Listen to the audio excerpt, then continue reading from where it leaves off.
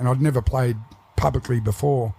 And Camo sort of looked at me and he said, you know, what the heck are you doing here driving a crane? Yeah. And it wasn't what he said, it was how he said it. And then, you know, there was a whole bunch of other... What's good, lovely people? Welcome to another episode of Den Devine Sessions. This is recorded live from Den Devine, a music venue right here in Broadbeach, Gold Coast, Australia.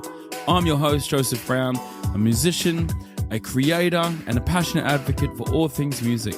With years of experience on the stage and behind the scenes, I'm here to bring you stories from the heart of the music industry.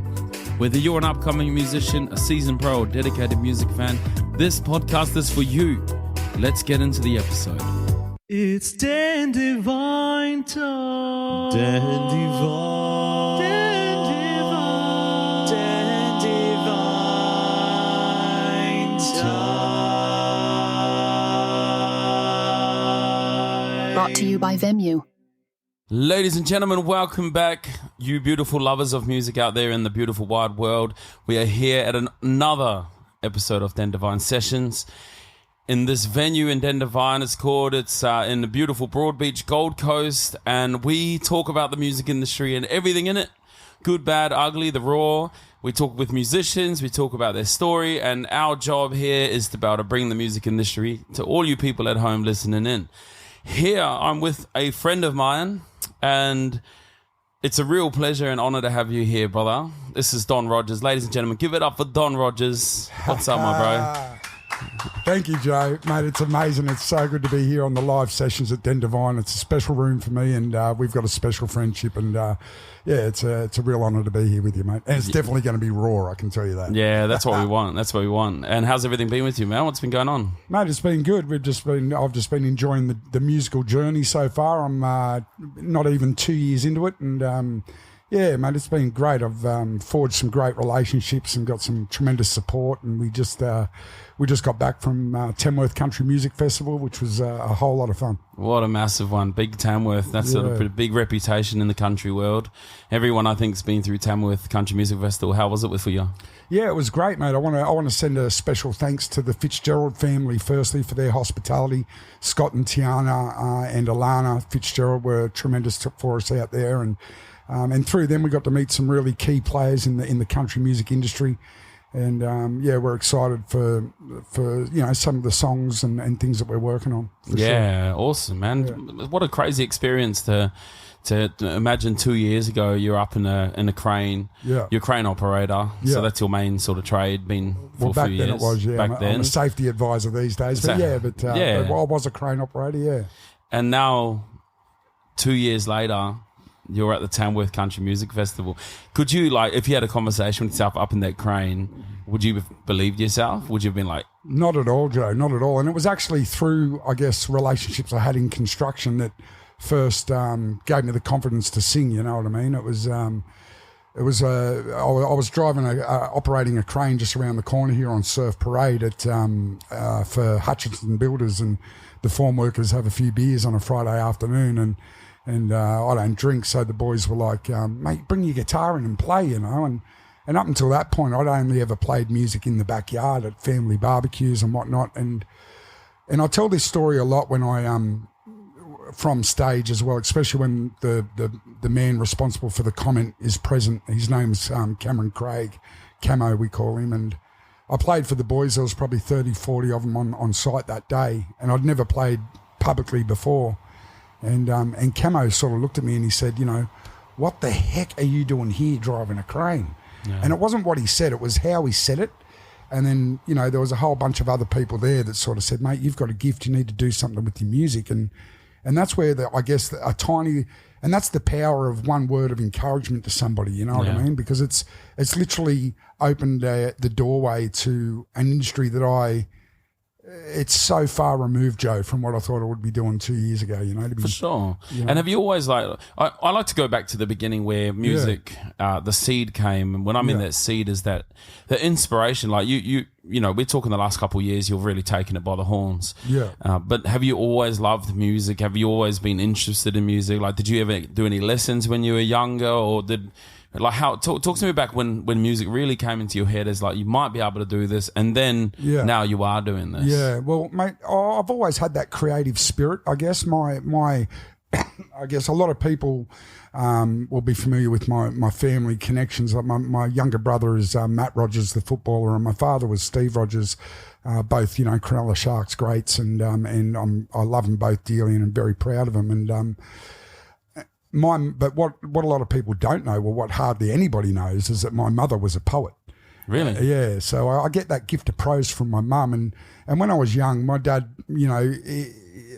growing up around that sort of professional sporting mentality, instilled a real, work ethic in me. You know what I mean? And you played footy as well, yeah? Yeah, I did. I played at the Cronulla Sharks in the lower grades, and my last roll of the dice, if you like, professionally was at the Western Reds in Super League, and unfortunately an injury sort of brought that to an end. But I have no regrets. I've made some fantastic lifelong friends through rugby league, and it's something that's always very dear and close to our heart. But I always had that creativeness in me, and just growing up in the family I grew up in, being a Rogers, growing up watching my dad play, Origin and for Australia and captain the Sharks and whatever, I just thought that was sort of what I was pigeonholed to do, if you like, and I was good at it, and I ground that out for a long time in my life in my younger years.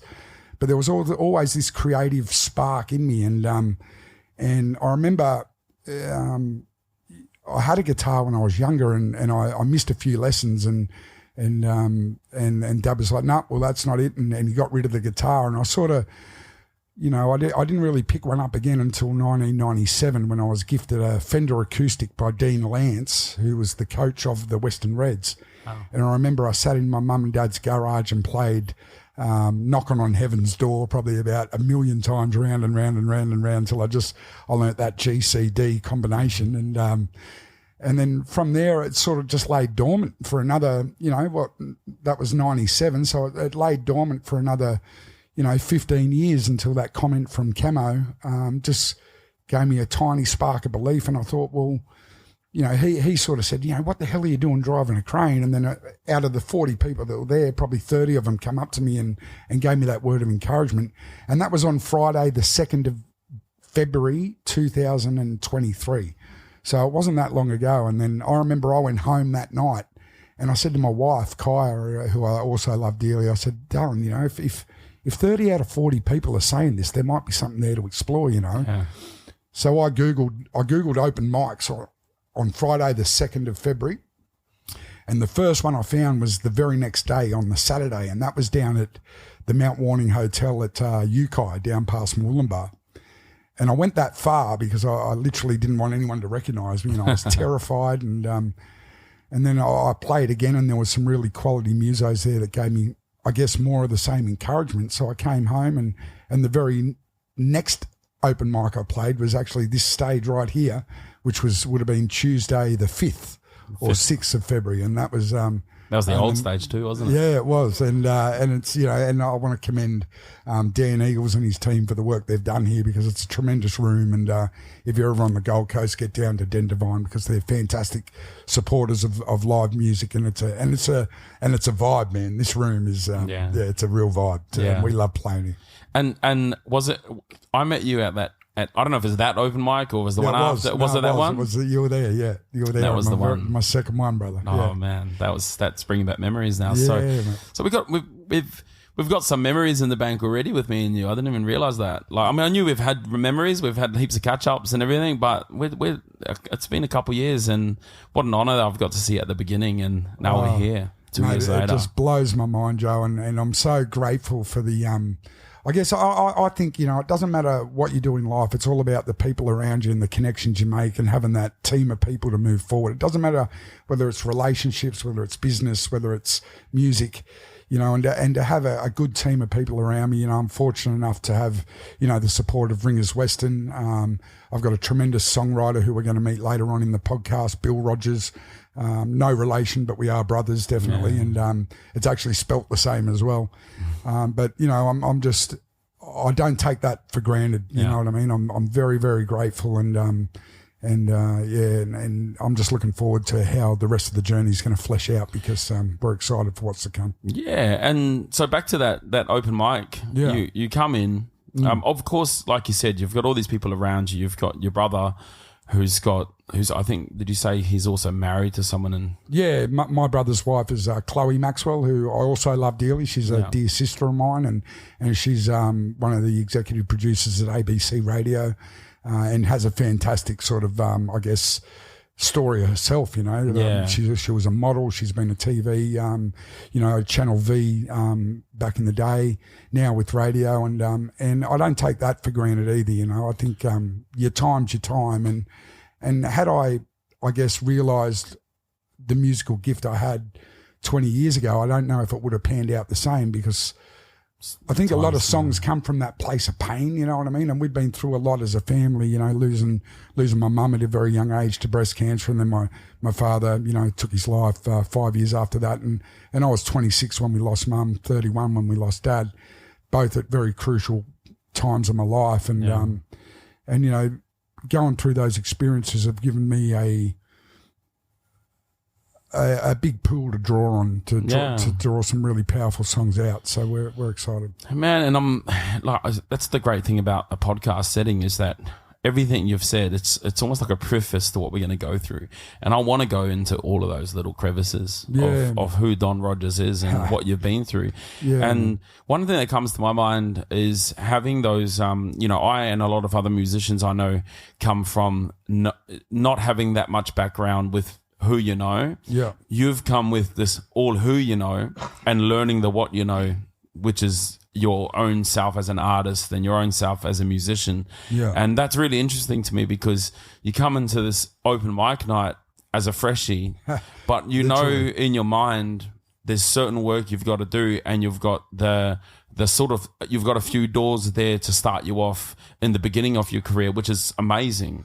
But I want to know, for you as an artist, how does that make you portray your career? Do you think about like what you have to do in order to be able to open some of those doors that you know you can, because they're your family and they're your friends and everything like that? How does it make you feel as an artist? One, I feel tremendously blessed, but two, I realise that the work's got to be done, you know what I mean? We can't produce songs that are mediocre if we want to go to a higher level, you know? We need to have quality writing and production, and we're excited to meet some pretty big players in the production field in the coming days to discuss a song that we're going to perform probably later on for you. And but, you know, I go back to one thing that my dad used to tell Matt and I growing up with football, you know, like, and our father, he captained Australia in 1981, and you know, so he's won the Dally M medal, the Rothmans. He's a legend. He's literally been to the top of the mountain, you know, and as we were coming up as kids, it's a work ethic that he instilled in us. And he used to say this. He used to say,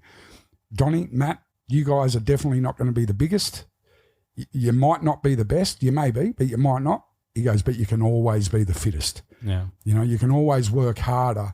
And that's the only place I've sort of seen in my life, and it's a quote I read somewhere, is the only time success will come before work is in the dictionary. So I've got that sort of mentality, you know. I've seen both my father and brother get to the top of their chosen professions in the sporting field, and I guess I try and apply that to the work ethic that I bring to the table when we're creating and crafting songs. And again, it's nowhere near a solo effort. I'm so blessed to have, you know, that team of people around me that are helping realise the dream, because, you know, I didn't get started in this thing until I was 49 years old, you know, and to see us start getting traction now at 51, it's amazing, mate.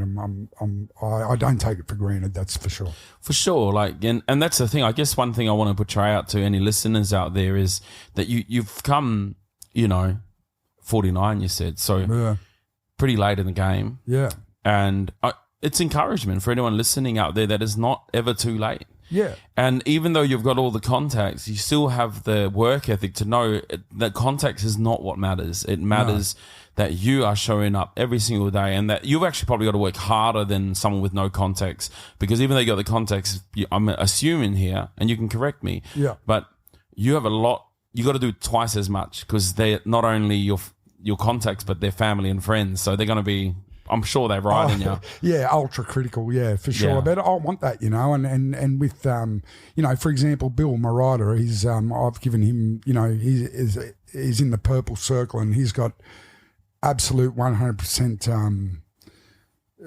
Permission to speak to me critically to, if I need to hear something, don't wrap it in cotton wool, because time's not on our side, But I think having that lived life experience at the age of 51 is, I needed that to be able to produce the sort of songs that we're crafting,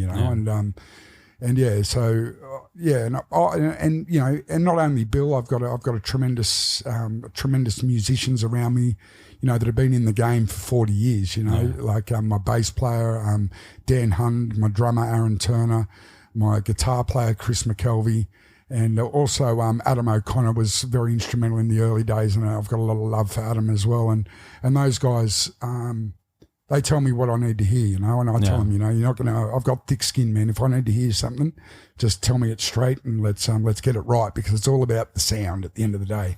It's not about the contacts. It's about the sound we can make and the music we can, get people's feet tapping to. Yeah, man. And was in the beginning, we've had a bit of touched this a few times over our meetings that we've had off camera. Yeah. But it wasn't always country, was it? No, not at all. I grew up listening. I grew up in the I guess in my formative years through the sort of 90s and stuff, listening to, Nirvana, Pearl Jam, Soundgarden. Even got into the metal side of things with Pantera and Metallica and all that sort of stuff. And then when I got, when I started to sort of really practice the guitar more, I started with country songs, because I was just looking for 3 and 4 chord, they're called cowboy chords for a reason, just that G, C, D combination, and just through that process I started to love the genre of country. I love the storytelling aspect of country. I love the the emotions you can hit in some of the songs, and we're going to play a song later for you today that's really it's based in truth, and it's amazing, Yeah, and when you started off at the beginning, before you decided country, what other genres did you try before you really jumped into country? I never really tried anything. I used to. I know you've done a bit of rap too. Yeah, a little bit. Yeah, and we've actually ADX, who's a local rapper here on the Gold Coast. Andy, give him a follow. ADX.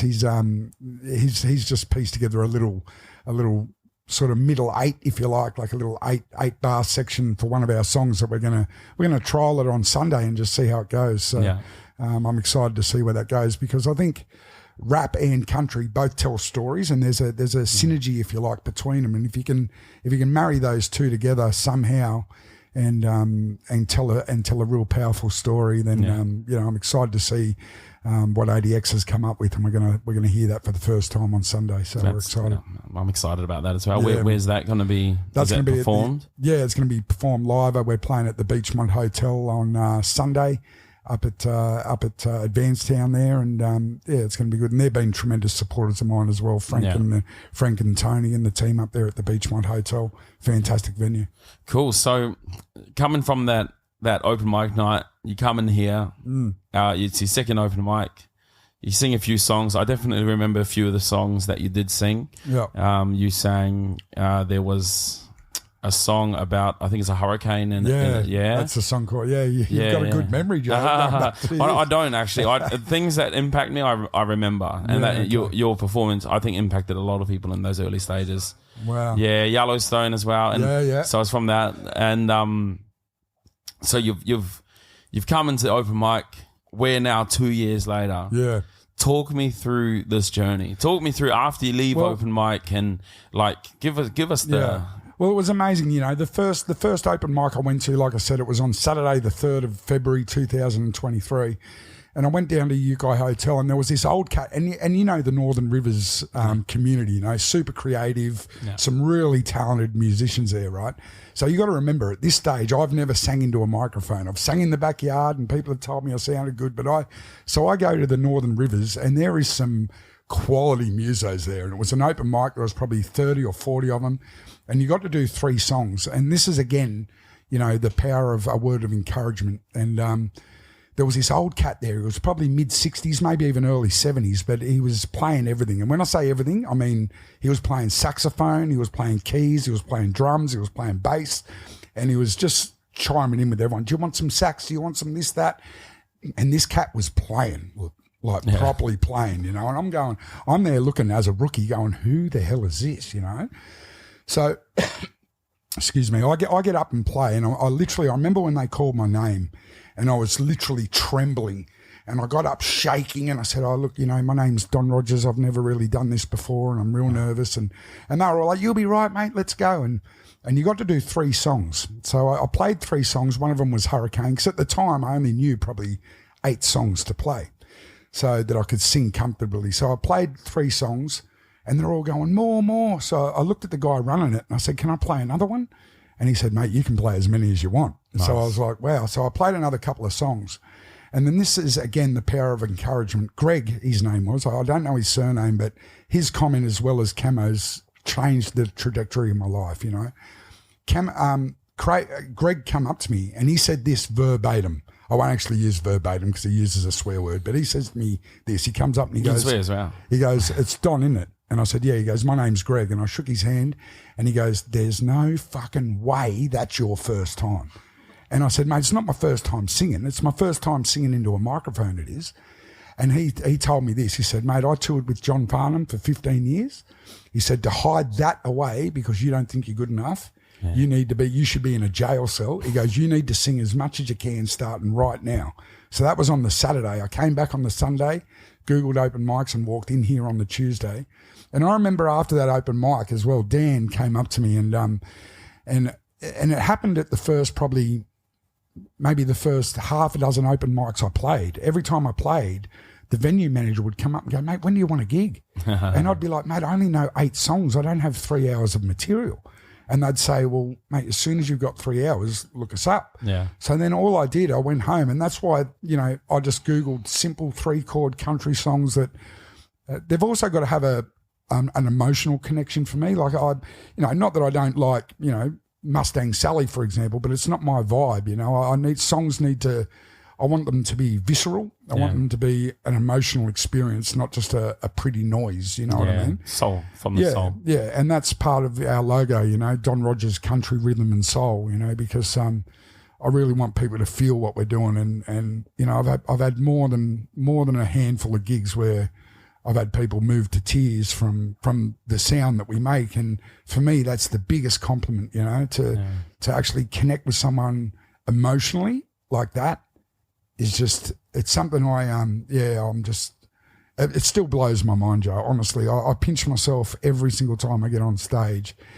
And you know what I liken it to? And I said this to my brother. I said, and he's obviously played a lot more bigger games than I have, but I've played some pretty big games. And I said that the feeling I get before I go on stage, it's exactly the same as before a really big game of football. It's that mixture of excitement, anticipation. There's a little bit of fear thrown in there. Yeah. But just like a game of football, once you get your hands on the ball and you make a tackle, you're in the game. And same on stage. As soon as I'm, like if you see me before a gig, whether there's 5 people there, whether there's 500 people there, like I'm pacing, I'm nervous, I'm like, oh.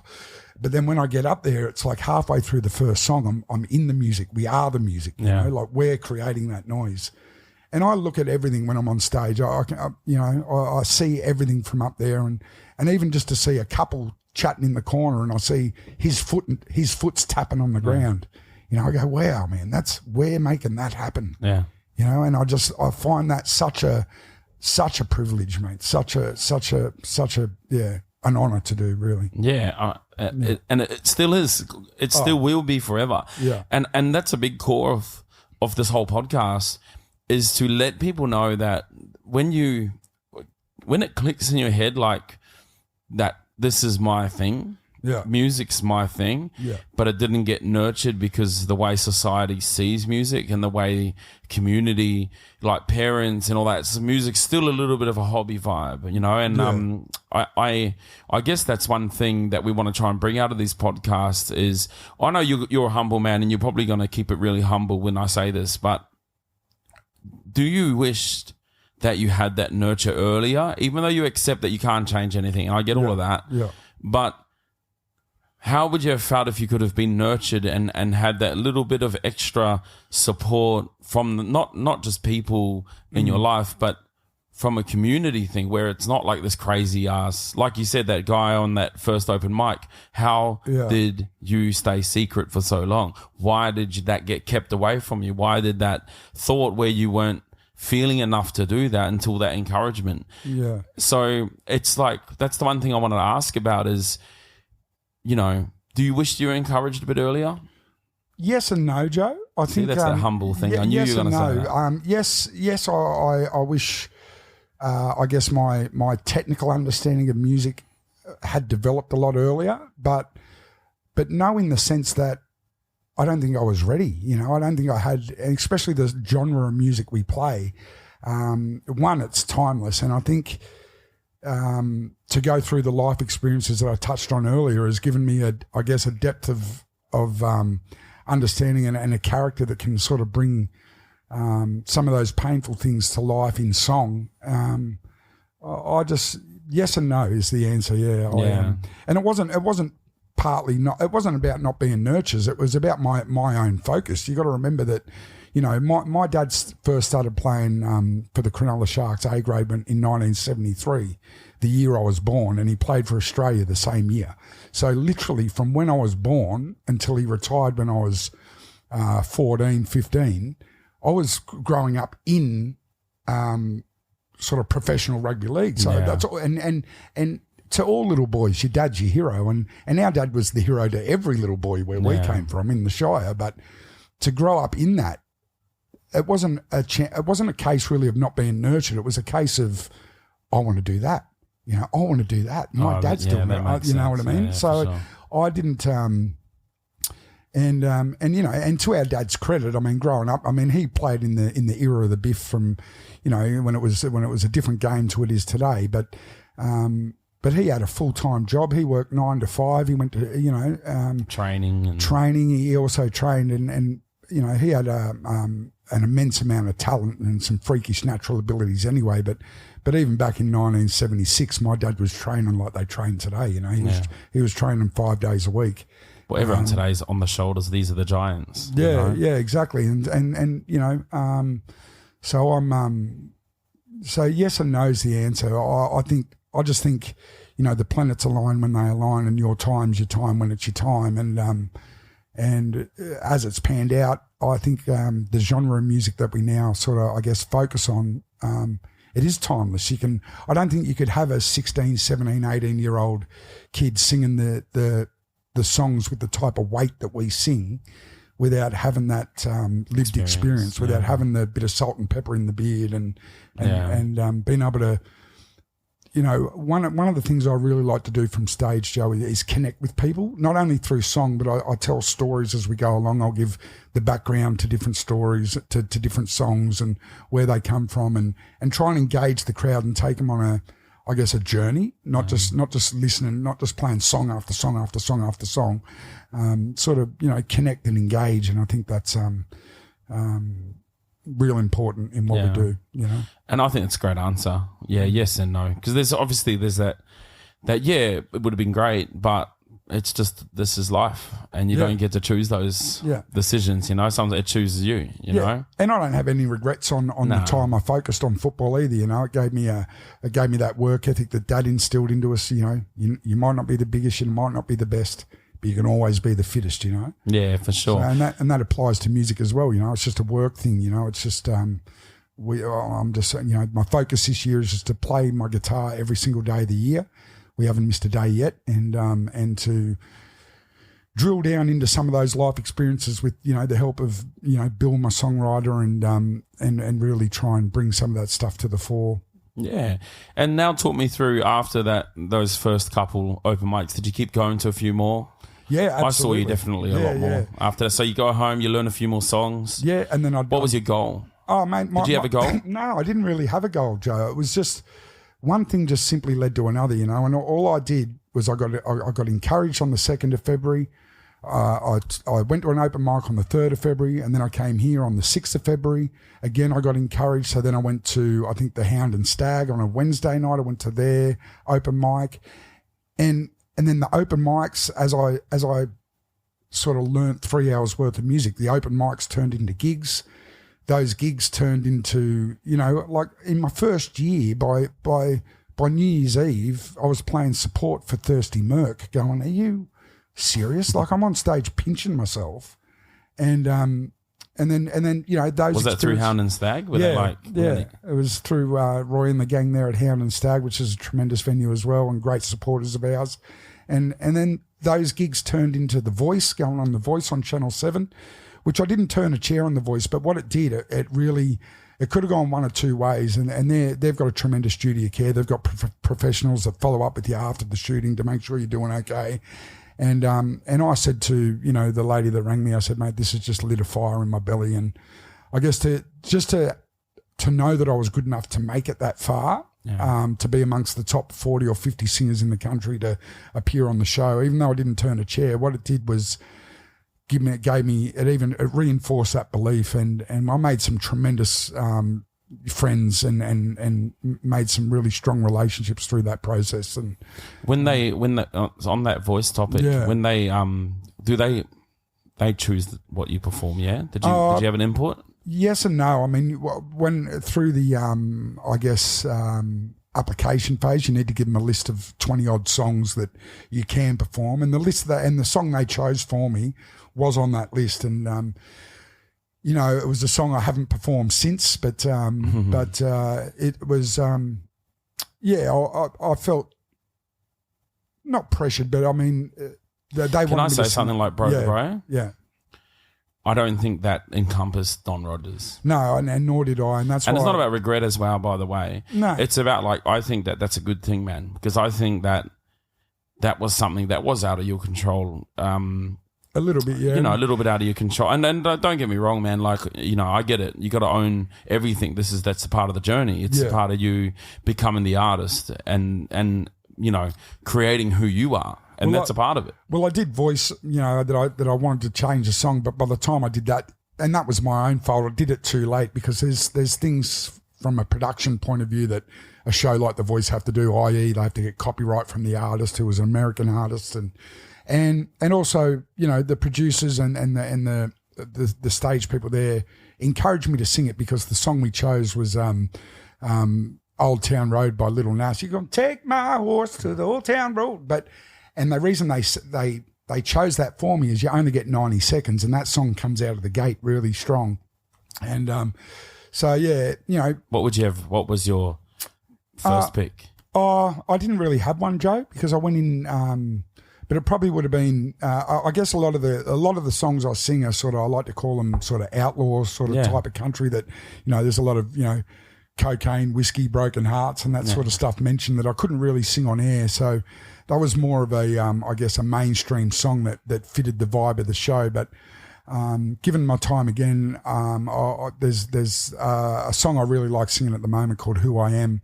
And it's an amazing song. The artist's name who wrote it just eludes me at the moment, but we might play that one for you as well a bit later. It's a really good song. Look, the reason why I bring this topic up is I think that's a really important lesson for any artist is on that journey of becoming your own artist. You're always on this push and pull of what's going to work for the people and what do I want as an artist, right? Yeah. And it's come up more than once here where I think the pinnacle of an artist is where you can just be unheartedly yourself and be you and not think about I'm writing for fame, I'm writing for these people, but you're writing for yourself. And I think when you can do that and not be pulled by the industry and what you should be, because that's what the industry is asking for, I think you can become a slave to the people and you end up losing a little bit of yourself along the way. So that's why I thought I'd bring this up and ask, on that journey of The Voice and everything, that pull and push, that, hey, this is how it should be. This is mainstream. So now everything's outside of Don. And then it's like, you have to learn lessons, right? You have to go through this and go, what did I learn from that, and how can I make sure that I can do things better and be in more control of yourself as an artist? You know what I mean? Yeah, absolutely. Rhetorically. I do, but no, yeah, and I guess as well in hindsight, I think I probably pulled the trigger on the voice stuff maybe a little bit early. I think had I had another 6 or 12 months experience performing live, my experience on that show, like if you saw the show, I guess, if I was to critique myself on a scale, 10 being my best performance and 1 being my worst, I was probably realistically like maybe a 4 or a 5. The song choice played a part, but also the environment, just to be in that sort of lights, camera, action, and just the whole. I don't think I was ready for it at the time, but I still don't have any regrets. So No, it's all lessons. Yeah, and Ruben DeMello, the guy, the winner of The Voice this year, Ruben DeMello Music. I encourage everyone out there to follow his journey because he's an incredible artist, but he's also a fantastic guy. Like I couldn't imagine it happening. The wind coming to a better human. He's got a lovely, wife and Olivia and a fantastic young family, and he writes some real good music that, he's given us the okay to do a version of one of his songs later in the year as well. So wow, and that's called The Boys, which has got a real significant meaning. And big love to you, Rubes, and yeah, give him a follow, Ruben DeMello Music, fantastic fella. Yeah, you can't weigh yourself down with regrets. It's all lessons. We all make, as long as you learn something from it, as long as if you don't learn, then you're going to repeat the lesson, Yeah. And that's what it's about. And that lesson might be like you said, might be something as small as being 6 months more, giving yourself a bit more time. It's funny you say about lessons, mate. I've learned most lessons the hard way, and I think that's how we learn, is how not to do it. You do something wrong once and sometimes you need to learn that lesson multiple times, especially, there's so many different pillars to life. You got relationships, you got work, you got family, you got finance, you got, music, there's so many different pillars, and there's lessons to learn all along the way. But, and I've definitely taken the scenic route, Joe, and learnt most of them the hard way. But, I'm grateful for the lessons, mate. I wouldn't change anything, because if anything was to change, I wouldn't be who I was today. Yeah, of course. Grateful. That's why you can't live in regrets. No. No. So talk me through after your Thirsty Merc gig. So you've got a few gigs under your belt. Yeah. You've done this big Thirsty Merc show. You've got this whole spectrum of people, from big producers, probably big artists.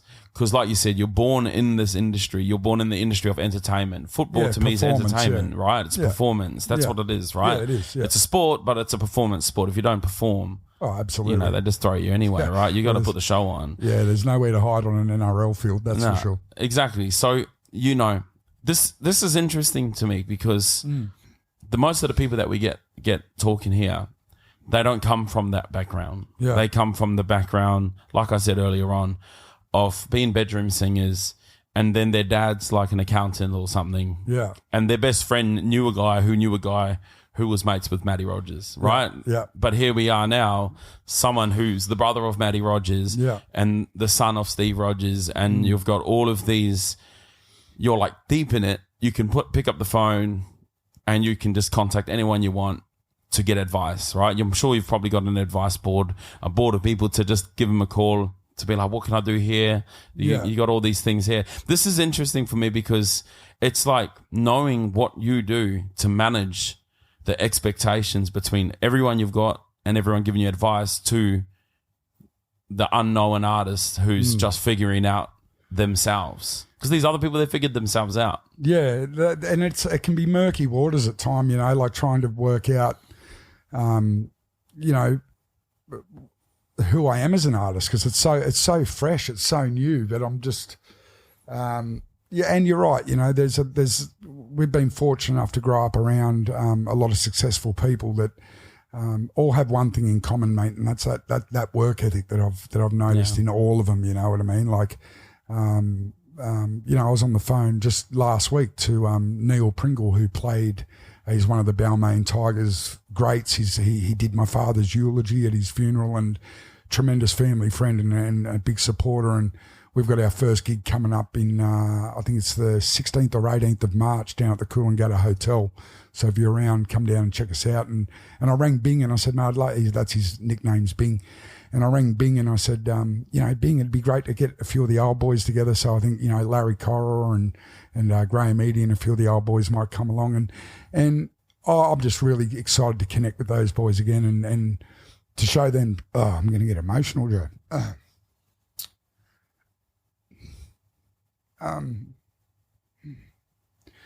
To show them something that my dad didn't get to see. You know what I mean? Yeah, because I really wish he had. Yeah. It's okay, man. He's here, man. Yeah, man. He's here with you. Yeah, he is. That's his 200 game ring right there. So I take him wherever I go. He's always he's never far. Yeah. But and my mum and those guys are dear family friends. So to be able to perform in a way that they would never have seen when I was a kid, they would have. I guess they might have seen a little glint in my eye somewhere, but they might have put it down to football or whatever. But like I said, Joe, it's so far removed from what I thought I'd be doing at 51 years old, man. And I don't, I'm so grateful for the opportunity. While we're on this topic, yeah, it's a big thing, man. Yeah, man. Mental health. Let's go there. Let's go there, man. Yeah. Yeah. Yeah. Like, that's so important, mate. That 6 inches between our ears, you know what I mean? And there's a quote, I don't know, where I read a lot, and like I said, my mum was a poet. There was a quote I read somewhere or saw somewhere, and it's so important. And it says, when in private, guard your thoughts. When in company, guard your tongue. And, I find myself, still, I go down the rabbit warren as well, like any human does. There's a lot of pressures in life, whether they be financial, professional, musical, whatever, family. And when I find myself going down that rabbit hole, I just sort of, that's one thing music I've found is so grounding for me. It's kind of like, when I pick up my guitar and I play, I can't be anywhere else mentally. No. I'm in that song. I'm in that G chord. I'm in the D. I'm in the, the A sus7 or whatever it is, and I'm there and I'm playing the music. I mentally can't be anywhere else. So I find it really grounding and very therapeutic, if you like. Yeah, man. Mental health. I've been there, man. Like I've actually had an attempt of suicide. I'm glad you didn't succeed, Joe. Tell me about it, man. And it was a hard time. Yeah. And I know firsthand what it's like to think that's your only decision. And that's usually what it is you don't believe there's any other decisions left besides from I'm the problem. And if I'm gone, then the problem's fixed. Yeah. Well, I guess, my brother and I, through Matt's profile in sport and whatever, we've done a couple of, collaborations, if you like, where we've got together and told the story about our father and how we lost Dad to suicide. And at the time, from the outside looking in at Dad's life, I mean, he was the CEO of the Sharks, the club he played his whole career for. He was probably on paper he was. Yeah, he was probably on $300,000 a year. He had the bloody brand new Audi in the driveway, the big house on the beach, and he was with us on the 2nd of January, and on the 3rd of January he wasn't, and that's what we called the night. And how old were you at the time? I was 31 when we lost Dad. So it was you were like 18 years ago now, or something like that. Yeah. Wow. No, 19 years ago, and I still miss him as much today as I do every other day. And if Matt and I can share, I guess, our story, and it's not all doom and gloom. We talk about the good stuff about growing up in an amazing environment. You have to remember the good stuff. Yeah, 100%. And if our story can, the Knowledge House is a mental health charity up here that we've partnered with through that, and if we can share our story and just one person gets that sort of mental health help they're going to need at the time they need it to save their family going through the pain and grief that our families experience, then, mate, I'll sing it from the rooftops, you know what I mean?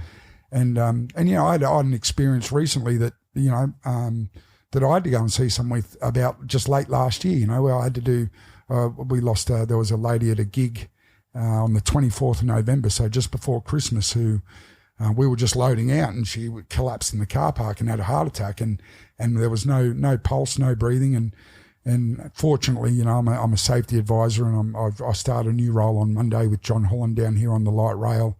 I'm really excited to sink my teeth into that, but I had to do CPR on that day, and we lost her pulse 3 times that day, and I had to do 4 different loss of chest compressions, and that was November 24th. And when that happened, I went home and I thought, fantastic, she's okay. Well, I got her to the ambulance, but in the weeks after that, I wasn't sleeping right, and I wasn't eating properly, and I knew something wasn't right. I wasn't conscious. It wasn't a conscious thing. I just knew, man, I'm sleeping like 3 hours a night. I'm not eating right. And I went and saw a professional, and they just gave me some, you know, meditation and some breathing exercise to do. And then I found out that Jessica, her name is, she's okay. She walked into a gig about 3 weeks later, because I didn't know how she turned out. I knew that we got her pulse back, and we put her in the ambulance, but I didn't know how long she'd been on the ground. So it only takes, you know, a couple of minutes without fresh blood to the brain to develop brain damage. And I didn't know whether she was okay, whether she wasn't. And then, you know, 4 weeks later, three and a half weeks later, she walked into a gig at the Beachmont Hotel, and I'm mid-song and I'm playing, and she walks in, and I'm like, that's her. So I walk over to my bass player. I'm like, that's the chick. He's like, who? I'm like, the chick. And then, like, you know, we embraced, and then from on the back of that, just down in Tamworth, Bill and I have put the finishing touches on a song that is an amazing song. It's called On That Night. We're tossing up names, whether it's going to be On That Night, or I think, you know, calling the song Jessica's, even though the song doesn't mention her name. And Jessica and I have now got a lifelong connection, you know what I mean? Yeah. I said to her the other day, you should change your birth date, though. She's got a new birthday. It's November 24. November 24. Yeah. But so she's become a Scorpio. So. And you're gonna sing that today, aren't you? Yeah, we'll probably perform it for you. Yeah, and it'll be the first time performed live, but you've played it a few times. Yeah, we're fortunate enough, and I want to give a special shout out to Tangi Order and the crew at Nagata Media. We went on live on air with them down at the Tamworth Country Music Festival, and we played that. And you know, Graham Connors, who's a country music legend, he was actually in the studio walking in. He was about to be on after us, and between the changeover, you know, Graham came up to me. He goes, "Mate, that is a banging song, mate. That is such a good song." Yeah. And then you know, who else was there? You know, John Williamson. He actually played my Cole Clark guitar. So shout out to Cole Clark Guitars. And you know, to sit there, they're like, "Oh, can John borrow your guitar?" I'm like, "Oh, please." You know, so I had John Williamson played it, and then who else was there? There was and Warren H. Williams, who's a proud Indigenous fellow, that he played my guitar as well on air, and he sang a song in Indigenous language. Really? It means hello, and it was amazing. You know, just to see those absolute living legends give us that, I guess, feedback that it's a good song, but it's the meaning behind the song, Joe. You know, it's steeped in truth. Every word in that song is true. Yeah, and your first-hand experience. Yeah, even down to the, you know, we mentioned the Ariat boots under the tree because, you know, post that event when I met her at the Beachmont Hotel, she was running some new Ariat boots that she just got for Christmas, and you know, things could have turned out a whole lot different if I hadn't have been there. So, and I'm not saying I'm the hero. I'm just saying it's real important. Any of your listeners or anyone watching online, you know, if you're thinking of going and doing your CPR, please go and do it, because it's a 3-hour course. Might cost you $60. And I've had my CPR since I did my bronze medallion just over here at Currawa Surf Club when I was 15 years old. I've had my CPR ever since that day, and I didn't have to use it until 36 years later. And you know, and it was at the Riverview Hotel, who have since got a defib on the premises, and at the time they didn't have one.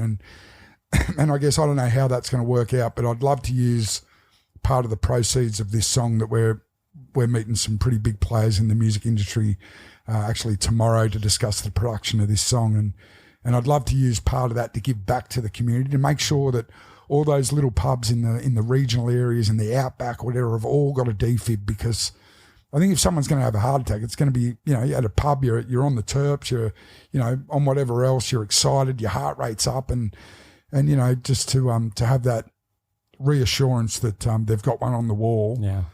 Even if they, they might never have to use it, and great.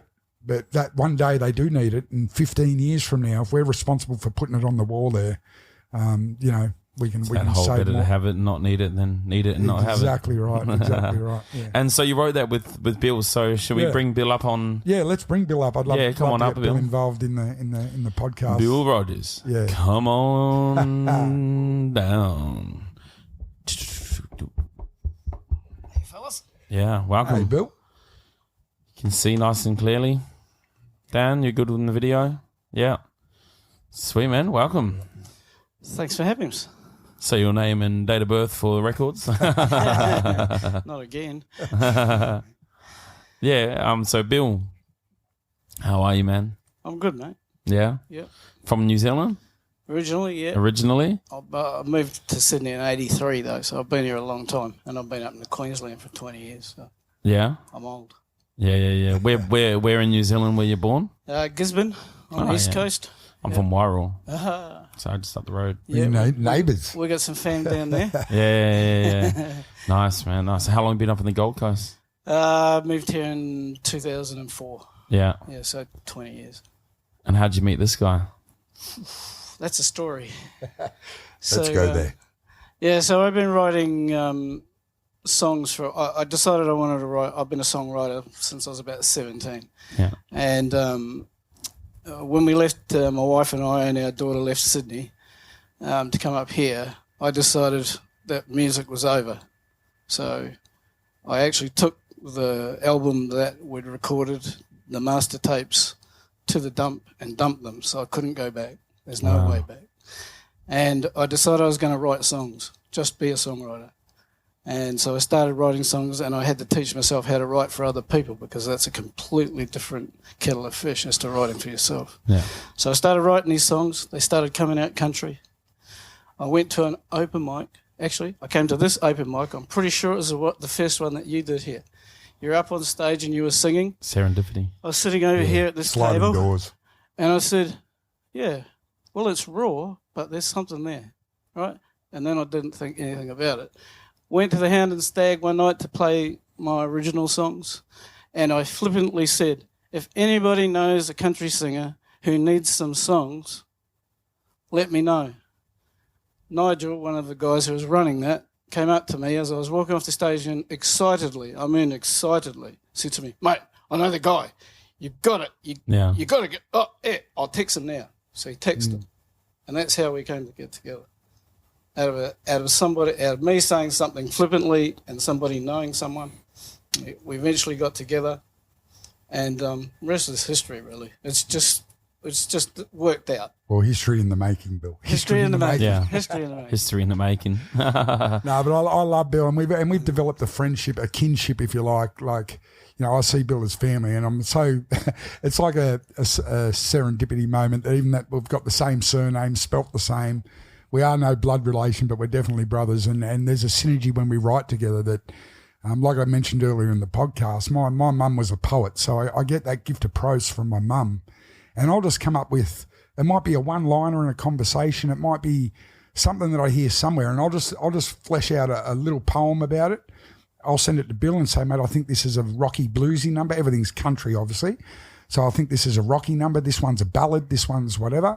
And I give Bill creative control I go, mate, feel free to chop and change, pull words out, put stuff in, just make it work. And so far we've probably worked on at least, maybe 6, 7, 8 songs. I don't even know. But we've got a back catalogue of songs that are all quality songs that we're ready to pull the trigger on. And that's on the back of the one we're going to play for you later today about Jessica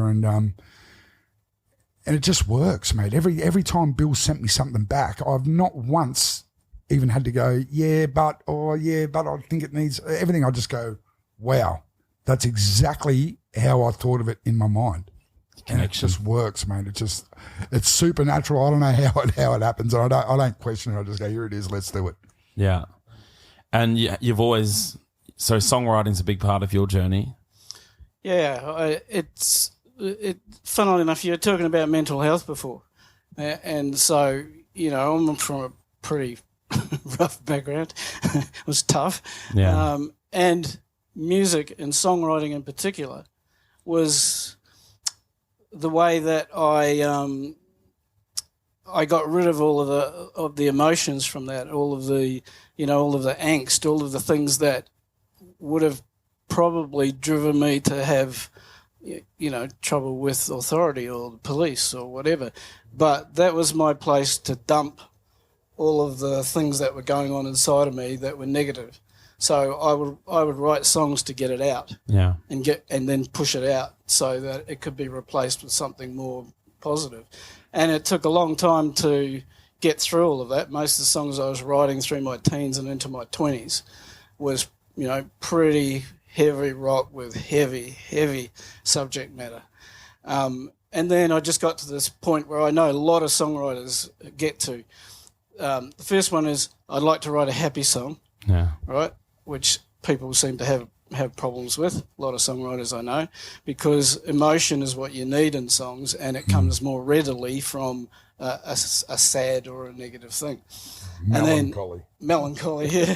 And then nostalgia. And then the second thing is I want to write an up-tempo song rather than a ballad, because we're constantly turning out these sad ballady songs. Yeah. So songwriting was my saviour. It saved me from a life I know probably wouldn't have been good. Yeah. And it's something that I actually didn't do now after years of doing it. I now know that it was something, probably the only thing. So we have a connection in football also. I'm a rugby union guy. He goes for the All Blacks. And the Wallabies is my second team, but All Blacks are mine. So we talk a lot, in rugby terminology. Even when we're talking about music, we often talk about how you're feeling here, and if you're about to throw that pass, and that the other guy is where he'll be and what he's going to do, and all of those sorts of things. We talk about things like that, and we sort of put it into music, and so songwriting is something that I did that quite naturally. I played football like most Kiwis do. It was just a natural thing. You go out there 5 years old, you go out, you throw a ball around, and eventually, bull rush. But as a songwriter, a musician, was something that I didn't do naturally. I thought I did, but actually the technicalities of songwriting, you've got to go deep on those, and you have to start understanding how other people are doing things, why they're doing things, why they're putting those two chords together and not others, how you structure a melody, how you structure the structure of the song, the rhythm of the storytelling lyric with the melody. It's you've got to get those things right, because you may not notice them when you hear a hit song, but if you go back and look at all the pieces and how it's put together, it's the reason that it's a hit song. It's all the detail. The details are very important. And Bill's attention to detail, I just, I don't question what he sends me, because everything he sends me, the first time I hear it, I go, wow, so we just... But you've got to get what you have to get in the first instance from, the stuff that Don sends me, it's a catalyst. Yeah. And more often than not, the stuff that he sends me has got the thing in it that sparks the song. Yeah. That tells you it's in a minor key. It needs this sort of rhythm to it in order to capture the energy that needs to go into that song to tell the story properly. Yeah. So, without one you can't have the other, and vice versa. So from your song sort of creation process, you'll get the lyrics first and then the melody and then the chords, or are you doing... Well, Bill's got a wealth of his own songs that he's written that I'm hopeful that, and some of them are real good songs. I'm hoping I'm the guy to sing some of them, but I'm all about, it's all about the music. So I've said to Bill, I said, mate, if you write something that's like it needs a female performer or a duet, or it's a different vibe that doesn't fit me, I'm more than happy because it's all about the music, you know what I mean? And I don't want that focus to change. And Bill's got some awesome songs, and we've written a handful of great songs together that we're really excited to bring into production. But I feel very blessed and very fortunate that we've connected along the way. And it's more about the relationship we have and the respect we have for one another. I think it comes out in how we, on how we produce songs and how we interrelate. Like, it's not only Bill and I, Bill's wife, Alison, is a tremendous friend with my wife, Kaya. We take the kids over, we break bread together. I want that team environment because that's what I've grown up in and around. Yeah. So I want that inner sanctum, the purple circle, if you like it, to be 100% rock solid. You know what I mean? Like it's we've all got each other's back, and that comes not only from the writing process, but the band members, everything. We're all working towards a common goal, and we leave our egos at the door. You know what I mean? So it's all about the craft and the end product. And if I need to hear a hard lesson, like, he just tells me straight, mate. And some of them, I'm like, well, okay. Always a Kiwi as well. Yeah. We're good at telling. But when it comes to the but in a nice, friendly way. Yeah. But and I don't want our creative process to go through a filter. I want it to be fucking bang. This is what you need to hear. This is it. Deal with it. And with that the song you're about to sing today, the one about Jessica. Yeah. You've been through the experience, obviously only 24th of November, so it's only a couple months ago. No, it was only 8 weeks ago, Yeah. Did you get the context of the song? Straight away? Straight away. Then did it get changed from when you wrote it to Bill writing it? Not really. Or? I mean, Bill added a line which is an amazing, like, I sent him I think the start of the poem, it's probably on my phone, I can find the original poem I sent him, but one of the lyrics I wrote him was on that cold car park gravel with my hands on your chest, trying to push a life back in your body, hoping for the best. You know what I mean? I wrote that, and then Bill sort of wrote this other thing. He had tacked onto that, I made a promise I wasn't sure I could keep, if I'm honest, that when we'd meet again, we'd be just friends and we'd hold each other tight. On that night, we'll dance under the moonlight, we'll raise our glasses to the sky, all this stuff. But everything in that song is based in truth, and I love the way Bill pieced it together on his own. Like, I gave him that vibe from the first intro, and I'll let Bill chat on it in a minute, but I wrote a post online, and you can check it out, and I encourage all your listeners to follow Don Rogers Music. Nice segue. Don Rogers Music on Instagram and Facebook, and you'll see the post there that I actually wrote, and that was in the public forum on social media.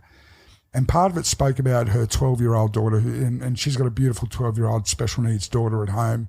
And you got to remember, Jessica's only 40 years old, and through, I guess, having contact with her later, I learnt that she had a brand new pair of Ariat boots under the Christmas tree that were hers for Christmas from her dad, or maybe it had been from her daughter, but she would never have worn those boots, and so we wrote that into the song, I thought of your daughter with Christmas round the corner and those Ariat boots under the tree. And that was Bill's contribution, and it just married in so beautifully. And I'll let Bill talk on it because, I don't know, it just happened, man. I don't know how to describe it. But the process with Don stuff is he'll send me these lyrics, and sometimes they're more, say in this one here, that's just truth. He just wrote it how he remembered it. How, some of his feelings through that. I actually was reading the post and picked up on a few other things that weren't in the initial stuff he sent me. And I saw how you fleshed those in too, mate. It was very, very good. Very well done.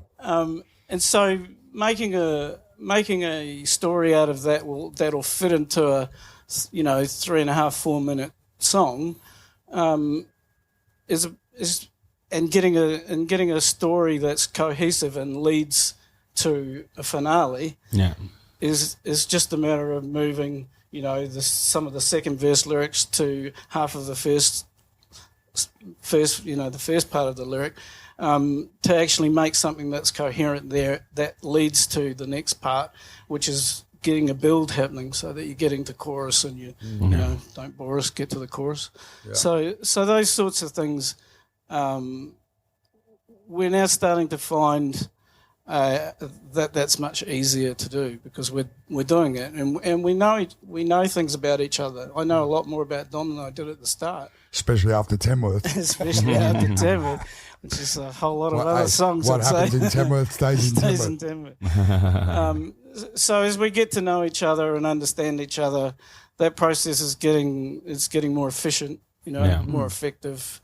I like to think it's more natural too, Bill. It's just there's a natural understanding that we have of each other, and Bill encompasses the vibe I'm trying to portray with my music so beautifully in the way he creates songs, you know. So I just want, I say it to him privately a lot, but I just want him to know publicly that I love him and I appreciate him and I'm very grateful, mate. Yeah. No, thanks, Don. But it's just one more thing around that. One of the things that makes it really simple, and this is really, really important for young ones, other people who are thinking about a musical career or actually already in it. What makes it really easy for me with Don is that Don was saying before, he's still not clear on who he is. I think he's very clear on who he is. It may not be something he's conscious about, but I was very clear about who I thought he was and then who he is, and there's no doubt. So to write songs from is really easy because there's a character almost that he brings that makes it very clear about who he is, and people who are trying to build a career in music or thinking about getting into it, you have to find that character in yourself, and you have to be honest about it. Honest. That's what I like about him. He's just blatantly honest about brutally who he honest. is. Brutally honest. Brutally honest at times. About who he wants to be and how he sees in place. And that's such an important thing. There's so many people out there with bags of talent, but they don't know who they are. And that can be proven when you look at artists like Bob Marley, right? Which I bring Bob Marley up because only Bob Marley could write a song, Rise Up This Morning, Smile at the Rising Sun, Three Little Birds. I couldn't do that. Yeah. He could execute that, and it's so simple, but because he's seen from that place of I'm from poverty. So that little words to the average person might not mean much, but because Bob Marley's singing it from his place, he's authentic in himself, it hits you and it makes you cry. And you go, how could something so simple impact so hard? And it comes back down to what you're saying. It's because that he knows what his artistry is. Yeah, and he doesn't shy away from it. And the people who are successful around that are just being who they are, and are just honest about where they've come from and what they're trying to succeed in, and not even succeed, just be who they are, and that every moment's really important. Yeah, and that's what Don epitomizes to me. And it makes me think of once years ago, we had this girl who was like sort of singing with my band, and there was a song. Hit the Road Jack, I think it was, or it was one of those songs. And she kept saying, oh, why can't I hit that note? And I said, because you're a 20-something-year-old in the Gold Coast. And when she wrote that, she was black oppressed. So she was singing from somewhere to get out of that oppression, while you haven't got that trauma. So you're not able to hit that note, because when she hits that note, she goes, all of my suffering is going to help me get there. And it just makes me think that you really need that experience, like you brought back earlier on, where when you're singing, you can do things because you are that person. You have really embodied that character of, I'm going to tell the story of Jessica. And you're going to sing it from the heart with tears in your eyes, going back to that moment every time for the rest of your life. Oh, 100%. Whenever I remember, we had the camera set up when Bill and I, and the song was 95% done, and we were just trying to, I guess, dovetail the ending of the song. And this was in Tiana Fitzgerald's Lounge Room in Tamworth that we finally got it right. And we probably did, it wasn't that many, it was maybe a dozen takes, you know. I was like, no, it's not, we've got to come up with a way that it finishes perfectly. And then when we got it, I just remember I looked at Bill and he looked at me and I just pumped his fist and we just knew, like, you know, I feel like, you know, I said it to someone the other day, you know, we caught lightning in a bottle. That night, you know what I mean? We literally caught lightning in a bottle, and I'm so excited for where this song could go, and the people and the lives it can touch. You know what I mean? I mean, if one defib gets put in one pub and that's used 15 years from now, that song could be responsible for that. And you know, I'm real excited because, you know, to have people like Graham Connors and stuff walk in as we're singing it live on air for the first time, who heard it and actually said, mate, that is a big song. That is a beautiful song. That really, solidified my belief. I already knew it was a big song, but to have that, you know, that word of encouragement again from someone that's established in the industry was amazing, you know, and we knew on the spot. Even Neil at Kick FM, after your interview, you'd been talking about the song, you know, he stood up and said, mate, those are powerful words. And I think that's, you know, you can write songs, as we do, with hooks aplenty. And, you know, we've got some pretty good party songs that are just all about let's get down and do it, you know. And but when that song comes along, that's just got everything going for it. You know, it falls into place. The subject matter was great. You know, the melody, everything just fell into place with that song. It happened really quickly, came together really quickly. Then that's a whole different situation from, you know, sitting down writing pop songs or pop country songs and trying to, in a way, manufacture them. When it pours through you, without a hell of a lot of control over it, you're only controlling structure. But the energy that has come from somewhere else, you're onto something. Yeah, so we were excited. Like we not only played it on Nagata radio through, you know, Tangy Order and the G-Man and the guys, and a big shout out to Nagata radio. It was literally a world premiere on that station. But we also, through Scott Fitzgerald and the Fitzgerald family, got to meet Jeff Dunn, who was one of the salespeople for Kicks Country Radio. It's a national station. And when we shared the story with him, just the post online, and said, you know, we've created a really powerful song about this. I got, you know, we were blessed enough to be invited onto Kicks Country Radio with Crossy and Neil Stewart, the voice of the Outback, and Neil sort of said, you know, when that song's ready, mate, send it through because you know, it's going to be powerful, and it's not about. I always say a little prayer before I go on stage with my bass player in particular. We've both got a Christian faith, and I sort of say to him, it's the same prayer every time. I say, you know, God, please guide our notes, guide our energy, but let it not be about us. Let it be about them. Let it be about them. Let us get their feet tapping. Let them have an experience, not just hear a pretty noise. I don't want to make a pretty noise.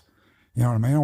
I want it to be visceral. I want people to go away different than they came in the door. Yeah, that's the power of music. You know? It is. Music's like it's not tangible. It's not like this glass that's here in front of you. Yeah. It's the product of music is an emotion. It's a feeling. It's a memory, and that's the power. It's like invisible. You know, it's you could be singing a song, and someone in the back corner, who doesn't want to socialize, who got dragged out by their friends on the back of an argument with their best friend, or their mum passed away a few days before, and that, you know, and you're singing a song and you don't even realize it, but you're impacting them. Yeah. And then they might go away and you might not know. But then months later, and this happened to me more than once, they come up to you and they finally have that strength built up, and they go, man, I was in the back corner, and you wouldn't even know. Yeah.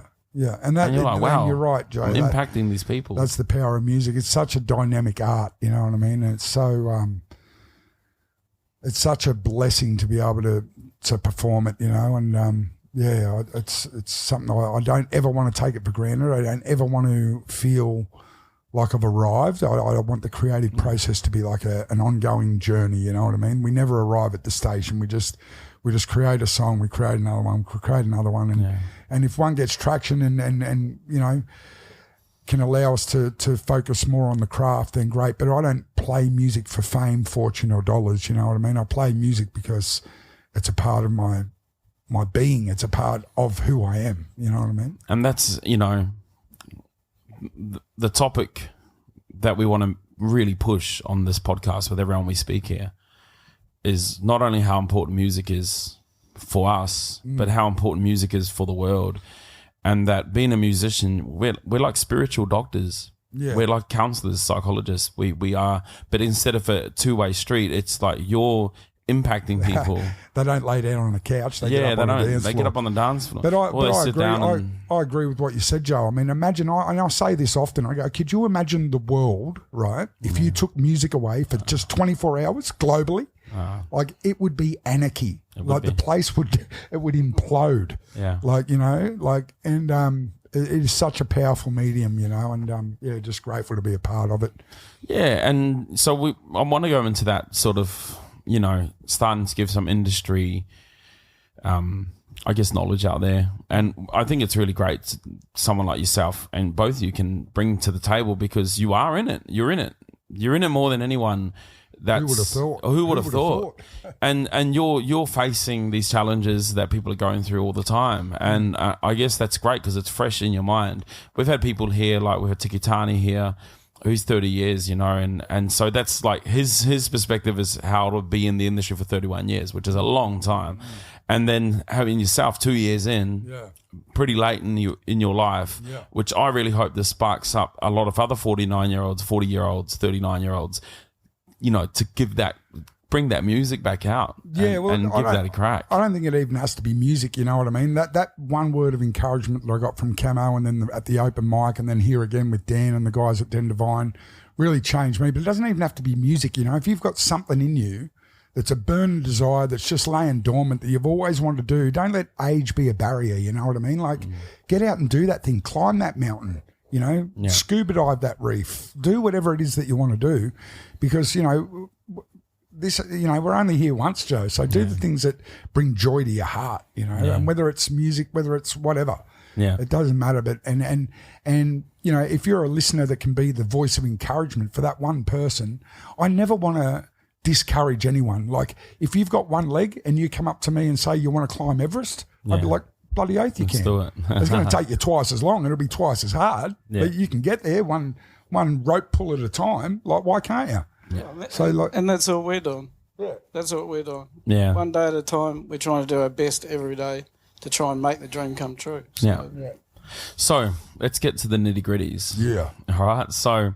A big part of, we've spoken about this bit before, and I've just got to tell the listeners every time because might be some different people here, but a big part of what we're doing is we're developing an app, right? And that's something that I'm doing with, I've got a business partner and he's the developer, and the app's trying to create some powerful tools for the industry. Yeah. But before this isn't about the app, this is about getting some insight into your experience in the industry. Yeah. So what I like to ask people is, you know, and I'll repeat this over and over again, but that's okay. There's the synergy, right, between the venues, the music lovers, and the musicians. And I love when that synergy just is on point. And for me, not all of my gigs have that synergy. Some venues are a little bit slack, or sometimes, you know, it's just every time it changes. Yeah. What I wanted to ask you is, in your experience over the last 2 years, what's been your experience? We're going to talk about through each sort of component, right? Yeah. For venues, what, from your perspective, what makes you feel like you're safe to just be you? And how can venues accommodate yourself? Oh, wow. Well, mate, I can only be myself, you know what I mean? I can't be anything else. And I think I've spent a lot of years of especially my younger life, trying to be somebody else that I wasn't. With the football, for example, and like I said earlier, I don't regret my time in football, and I made a lot of great friends, but I don't think that was my calling, you know. And I think it comes with age that whether it's a venue or not, I want to be my authentic self wherever I am. I don't know if I've answered the question correctly. Yeah, and like, let me ask it in a different light. Yeah. What I'm meaning is, and this is experience, right? It's not opinion. Yeah. So over all of your gigs, are there certain venues where you feel that, like myself, right? I come to Den Devine and I feel like we're all on. Yeah, we're all on. The crowd, the venue's on. They've promoted it. They've done all of the the extra work. Yeah. And because of that, we've created this energy, right? But then some venues I go to, they don't give a crap and they don't promote it and all that sort of stuff. And that affects me because I think to my head, like, well, they don't even value what's this going on about. There's definitely venues where we feel more, well, I can't speak for we, I can only speak for I, but where I feel more appreciated than others. And I think, if you're a venue manager or an entertainment booker, I think it's important to understand that you musicians, we practice our craft, even though I've only been live with it for 2 years. I mean, I've been practicing it for decades, you know what I mean? At home, where nobody sees, in the garage. So we practice this art for decades. We carry tens of thousands of dollars worth of equipment around. And some of those gigs you're rocking up to play for like $200, you know what I mean? And I think what I want to do as an artist is set a standard for other arts to go, for other artists to go, well, this is what we're worth. And like my band, for example, we play for X amount of dollars and that doesn't change, and we get venues that are happy to pay us what we ask for. And they're the venues that, where we feel appreciated and that will get the most of our attention. And I want to encourage other artists that, you don't get if you don't ask, you know what I mean? Yeah. I don't know if that will, encourage someone to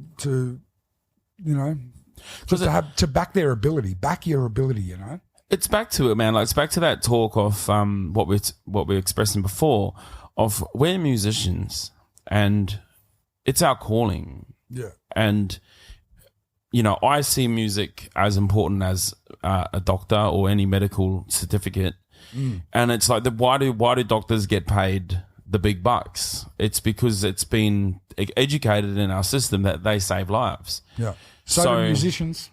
Yeah. Yeah. So I guess that's what I want to just echo in again.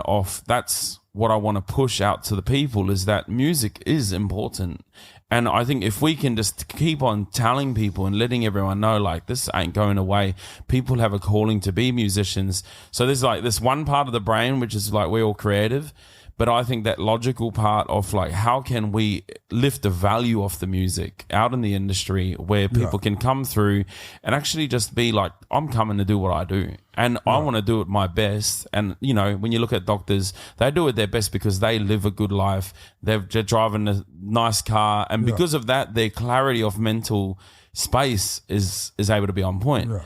Imagine if we had that clarity. Imagine these superstars who do have that. They are able to put a show on and touch so many people's lives. Well, we could do that as well. Yeah, and I try to do that every single performance, mate. Like I said earlier, I want the art, the music that we, produce, especially in a live setting. I want it to be visceral. I want you to feel it. I don't want you to hear it. Yeah. I want you to hear it as well, but I want it to be visceral. I want it to strike an emotion. And you're right, in what you say. I remember seeing, do you know C.W. Stone King? Yeah. Yeah. I watched him at a gig, and before he played, he was in the green room. It was at Moe's. And for about an hour before he played, he had all the lights off.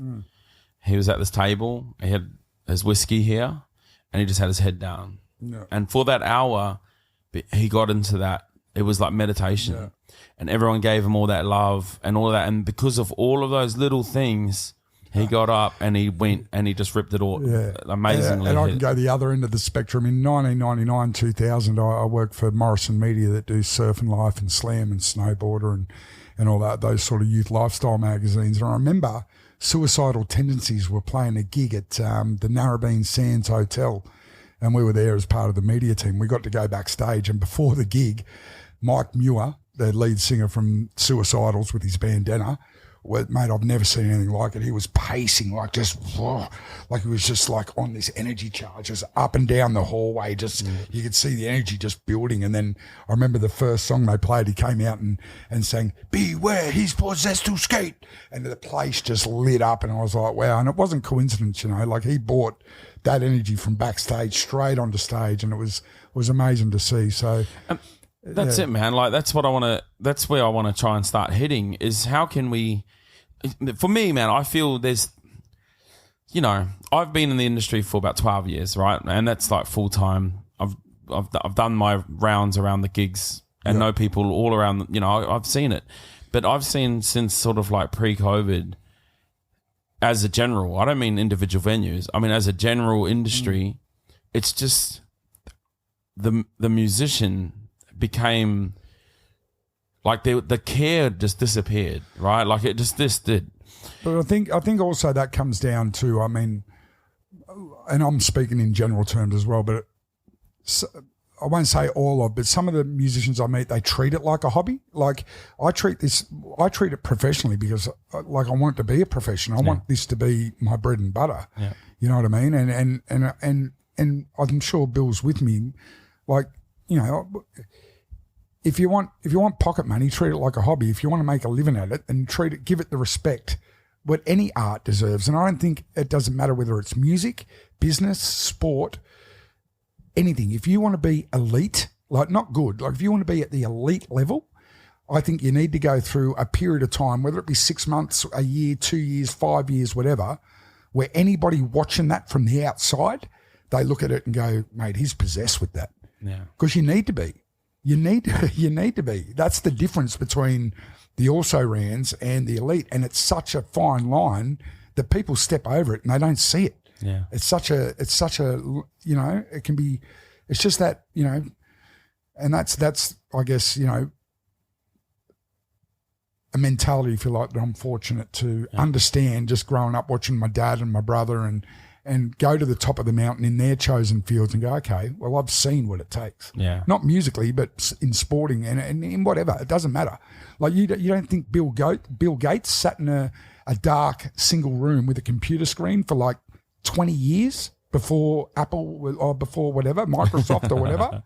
Well, he also had a billionaire dad. I can guarantee you they did. No, he was pretty young when they started, but he had some pretty good contacts. You know, he was doing stuff with Xerox and. No, I know what you mean. But yeah, you know, I've been at both sides. I've been the musician trying to get the gig and then get the gig, and owned a venue, and you know, so you get to see both sides of the coin.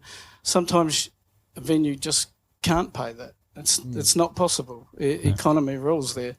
The other side of it is if you're in that business and you don't care about everyone who's working in your venue, whether that be your staff, the cleaner, and the musicians that are coming in there. If you don't care, if you don't give them a decent PA system to play through, you're going to get a substandard sound. If you don't look after them, they're not going to be in the greatest state of mind to actually deliver the kind of product that you need to get your patrons all fired up and ready to, you know, buy another drink or go out and tell their friends, I had a great time at Den Devine last night because we saw this band there and they were kicking ass.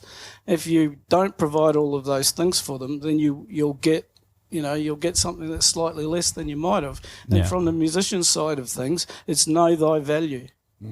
Be clear about who you are and what you're trying to do, and then put a value on that.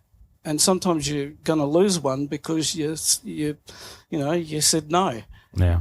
But if you keep working hard, you'll get to that point where it's undeniable. Yeah. People have to give you what you want. You know? Yeah, and you know, I know that's another thing to talk on as well, is that some people do overvalue themselves a little bit, because I think the value of you're going to have always subjective value, right? Like we've spoken about this before, like your mum's always going to say you're worth $1 million, and I get that, but in the industry that we're in, right, because we're talking about the music industry, we're talking about people who want to make it a career, not people who want to be hobbies. We're talking about the professional business side, right? And I was always told your value is how much tickets you can sell. That's the way I've always been explained. right? And a lot of people say, I'm worth $10,000. And it's like, well, have you done $10,000 in ticket sales? No, I haven't. Have you done $100 in ticket sales? No. Then your value is undefined right now until you do that. That's why people like, you know, what's his name who was just here, the big country artist? Luke Combs. Luke Combs. Well, his value is that, right? That's the black and white. Speaking of ticketed shows, nice segue, Joe. We've got our first ticketed show actually coming up on February 22nd in Sydney. It's at the Brass Monkey in Cronulla. It's the Son of a Gun homecoming tour, and anyone in the Shire or the Cronulla-Sutherland region, we'd love you guys to get your tickets because we're going to tie one on that night, and we'd love to see you all there. Yeah, nice little segue. Beautiful little plug. But I guess that's why it's the nitty gritties, right? Is because I feel over time things, you know, it became all about paying bills, and it became all about the bottom dollar because the industry's struggling. We know that, right? It's obvious. So it's like, well, along that way of survival, we've let go of the value of what music does. And it's like, I think bringing that back in is really important, right? Like, that's just how I feel. So it's just about getting to the nitty gritties of how can we do that, you know? Yeah. How can we bring that back in? Yeah, I want to be instrumental in that regard, and just in regards to, you know, setting not only like a standard, not in terms of money. I'm not motivated by money, Joe. I want to set a standard, like Bill said, that's performance-based, that speaks for itself, where people say, we want to pay X amount of dollars to have that band here because they know that there's going to be wall-to-wall people spending X amount of dollars over the bar. And I know it's like any business. The only reason any business in the world will spend money is to make money. Yeah, like that's business. Yeah, you know what I mean? So simple. If we can demonstrate to, whether it be a new venue, an existing venue, that our act is worth this amount of money because, you know, like, and we've got a lot of the football boys that follow us around, and they've got healthy appetites over the bar, and they have a good time, and we love performing for them, you know,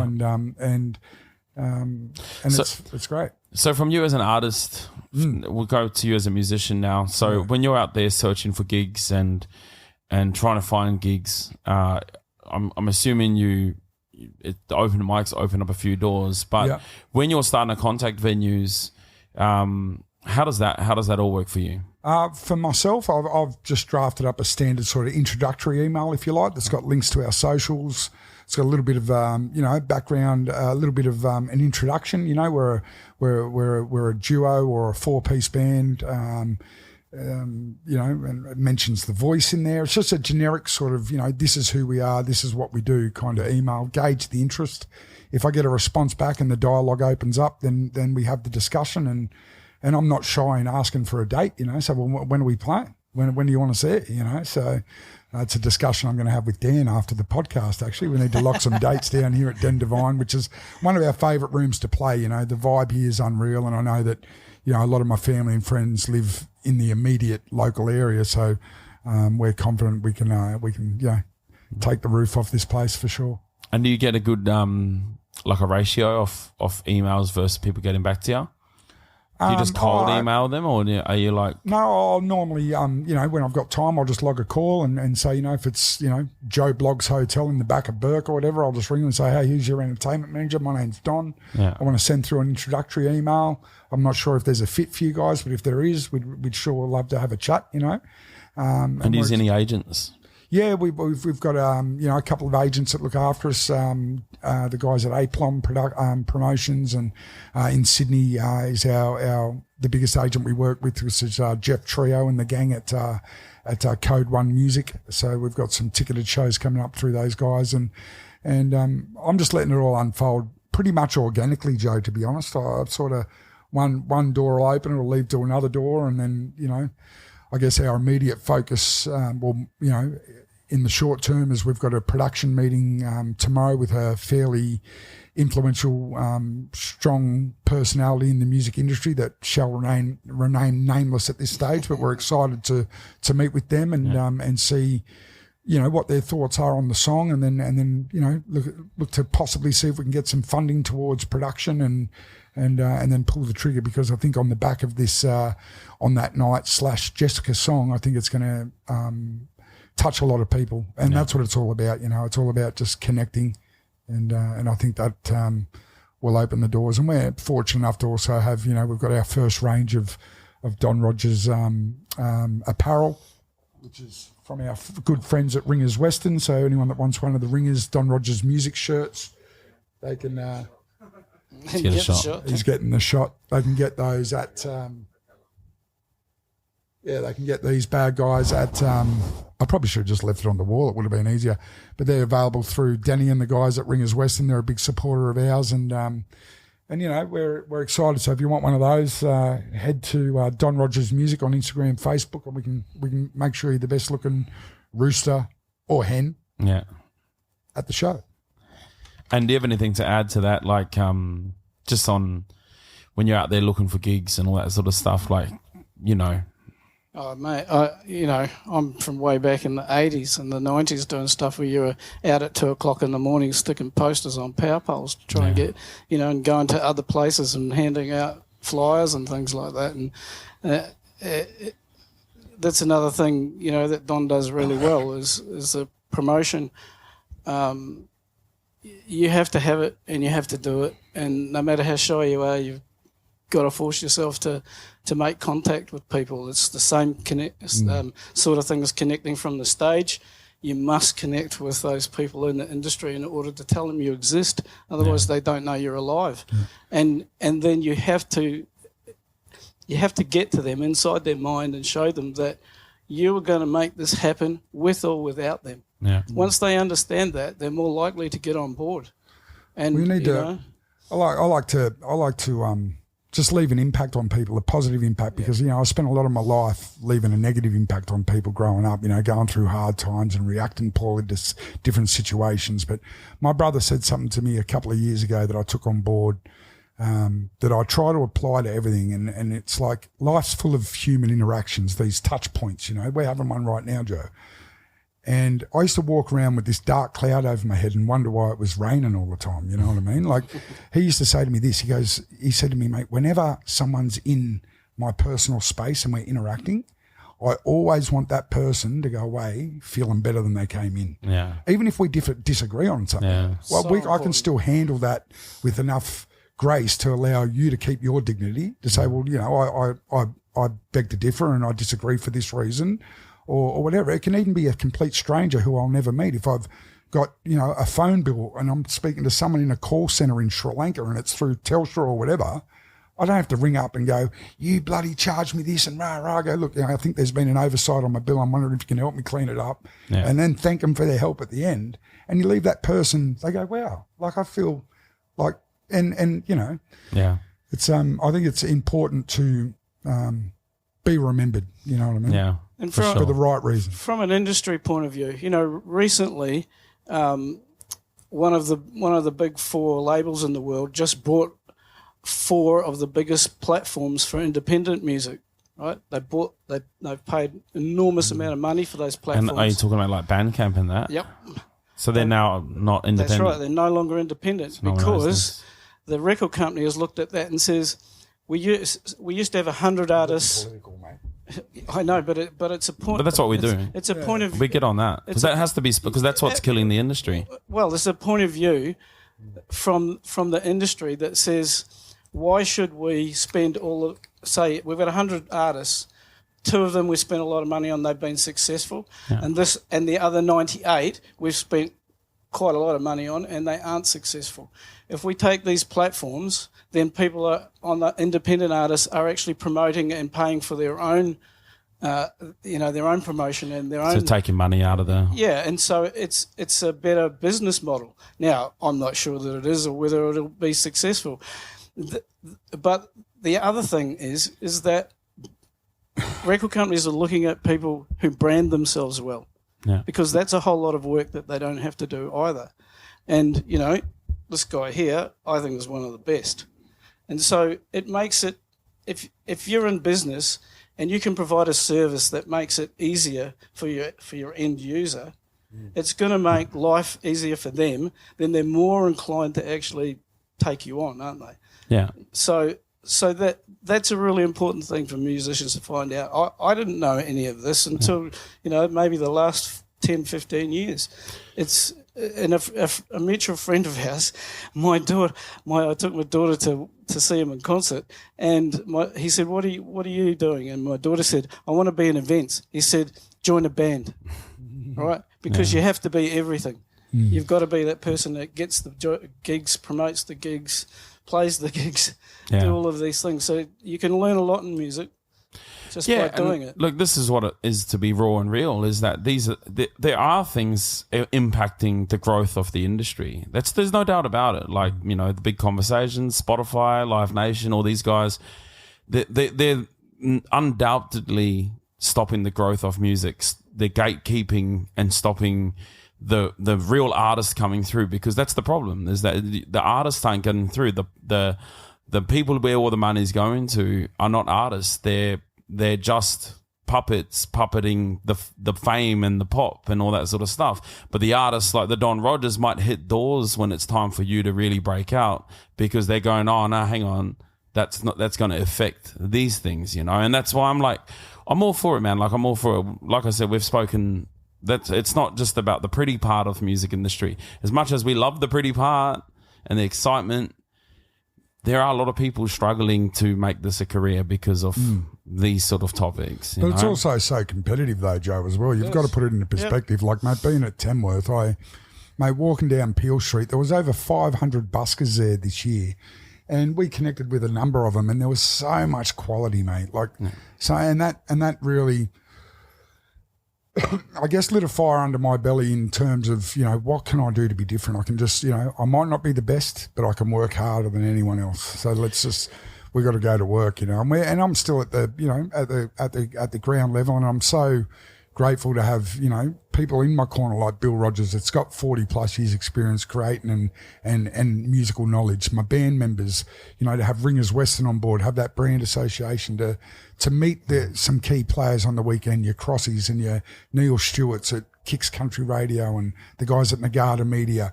I don't take any of that for granted, and it's all very intentional. Like, everything that we do in that space, even down to the way I structure a social media post, there's a lot of thought and intent behind all of that. Yeah, it doesn't just happen, you know. It's not like you know, like I'll think on something for days, and if it's not right, I won't. You know, one of my media mentors coming up was a guy by the name of Scott Maxworthy, and I love Scott like a brother as well. He's based in Sydney and Max Media. And we did a live broadcast for the Cronulla Sharks on Sharks TV and a whole lot of stuff. And he used to always have this little cliche. He'd say, you know, keep your powder dry until it's time to pull the trigger, you know. And that's why, you know, we're excited about this meeting that we've potentially got tomorrow with a person that will remain nameless at this stage. But there wouldn't be many people in the upper echelons of music that don't know this person. So we're excited to meet. And if it fleshes out the way we think and hope that it will, then good. And if it doesn't, then you know, there's no love lost, there's no, you know, but we've kept our powder dry until it's time to pull the trigger, you know what I mean? For sure, man. And one topic, just what you were speaking about, is everyone defines success very differently, right? Like me, I don't want to be famous. To me, to sell a stadium is not appealing to me. Because for me, I just want to play music. Yeah. And a lot of people I know, they like that's all they want to do, right? The fame and the success where it's competitive up the top is, a lot of people that we've had here is like, that's not success to me. No. And that's where we're trying to establish a encompassing 360 positive industry, where if you want to compete up there, of course you can do that. But if you want to just be like a lot of people like myself who are fathers and they just want to play music as a job and spread that love. If I spend 20 years playing at these venues, I've played to a stadium, but to 1,000 different venues, you know? And that's where it's like all about, as well as creating that 360 encompassing sphere of from the top, but also down the bottom where we're not losing venues, where people define, this is where you cut your teeth. Yeah, right? Exactly right. And it's like, so that's the hot topic at the moment, is people are spending so much time trying to get up here, but we're forgetting like this is where it was. Yeah, 100%. So back in the days, stadiums weren't a thing. You see AC/DC in that in the pubs, And it wasn't even that long ago, mate. You look at even, remember the Sunday sessions. I remember the Sunday sessions when I was growing up on the Gold Coast, and when my dad retired, Matt and I, we moved up here, and my little sister Melanie as well. Big shout out to her and the family in Carve in WA. But we moved up here, and I was 15 going to Merrimack High and Palm Beach Currumbin High, and we spent some time up here. But I remember back in those days, I think it was maybe the late 80s, early 90s, you'd have like Cold Chisel, I think Nirvana, like big bands playing the Sunday sessions at what used to be Fisherman's Wharf, now the Yacht Deck. Yeah. Used to be huge, mate. They have some of the biggest bands ever playing there, And so all of those And you had venues, the Playroom. they all shut down. Yeah. And because of that, it took out the next line of superstars. It's very hard to try and create a superstar at the top. They've got to create them down here. Yeah, and I think that's important for the listeners out there and the people watching online to get along and support your local musos. Get along and pack out Den Devine, pack out the Yacht Deck, pack out the Beachmont, pack out wherever, pack out the Courthouse Hotel at Moolumbar. Get along and watch these, and not only myself but all the musicians coming through. Lend them your support, because these guys practice their craft for decades. They carry thousands of dollars worth of equipment around. They give up their family time to be out there to entertain, to bring something. Well, I know that when we perform, I try and bring something spiritual. I'm trying to touch people, and that's what I want. I want people to come to our show and feel like they've been touched in some way. And it's not only for the Don Rogers band, but all the your local musos, wherever you are and wherever you're watching this, not only Australia, wherever, get out and support them. And so from your 2 years in the industry now, what's the biggest misconception you've had about the industry?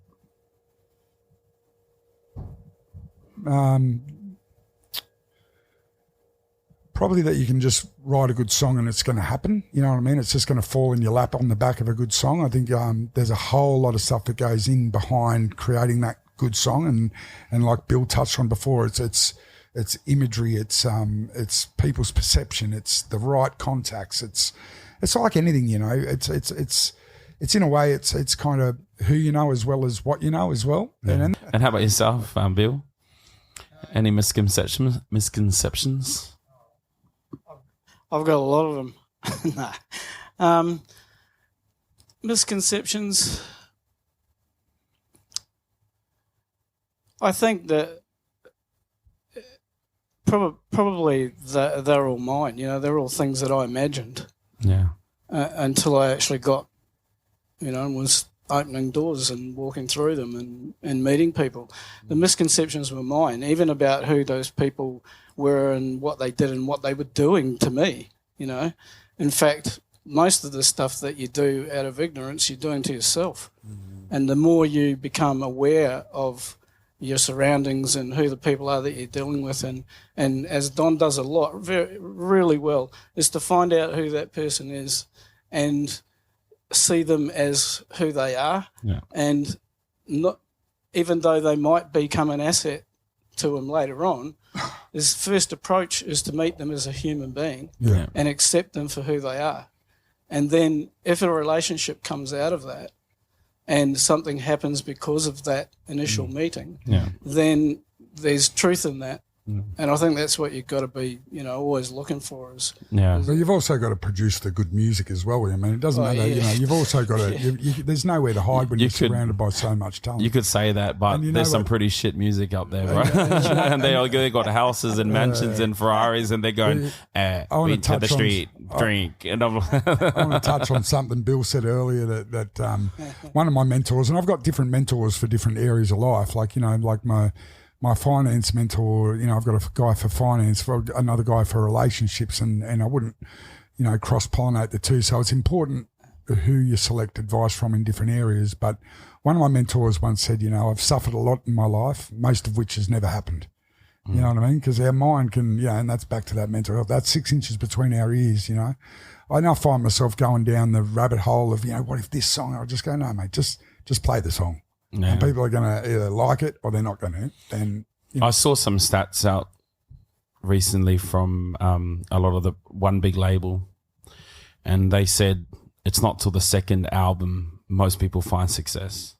So you're talking 30 songs before and that's the stats. And even like a lot of the big artists out there say you have to just release not one song, you got to release albums. And I think and it's all happened organically for Bill and I. Like we've sort of already got, a number of songs in the back that we're hoping we can prove that second album theory wrong and just come out of the gate strong with our first one. But like I said, we're not motivated by money sort of thing. I just like making music and the fact we can touch people, Yeah.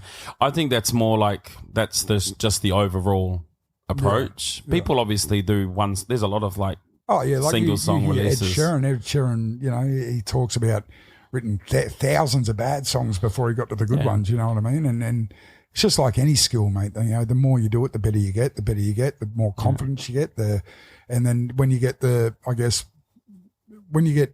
your songs coming back to you from other people, that's really, I guess, the crowning jewel, the